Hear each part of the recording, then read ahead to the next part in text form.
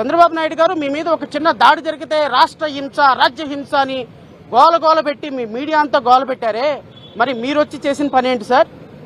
164 సీట్లు మీకు ఇస్తే ఈరోజు మీ మహిళా ఎమ్మెల్యే నేతృత్వంలో వేల మంది ఇంటికెళ్ళి మహిళల్ని, చిన్నపిల్లల్ని బెదిరించి కొడితే, తీసుకొచ్చి లోపల పడేస్తే, ఇష్టం వచ్చినట్టు కేసులు పెడితే, రెడ్ బుక్ రాజ్యాంగాన్ని అమలు పరుస్తానంటే రాజ్యాంగాన్ని కాపాడుకోవాలని చూసేటువంటి మా వాళ్ళందరూ చేతులు కట్టుకొని కూర్చోవాలా? రేపొద్దున జడా శ్రవణ్ కుమార్ ప్రెస్ మీట్లో మాట్లాడేటప్పుడు ఒక మాట దొర్లిన తర్వాత క్షమాపణ చెప్పా. నా మీద కూడా అంతే దాడి చేస్తారా?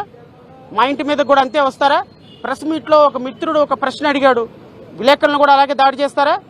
సో ప్రజాస్వామ్యంలో one should take responsibility towards others fundamental rights. ఈ రోజున న్యాయవాదులుగా ప్రజల హక్కుల కోసం పోరాడి, ప్రజల రాజ్యాంగం కోసం పోరాడేటువంటి వ్యక్తుల మీద ఈ విధంగా రెడ్ బుక్ రాజ్యాంగాన్ని అమలు పరుస్తుంటే రాష్ట్ర ప్రజలు ఆలోచించాల్సిన పరిస్థితి లేదా?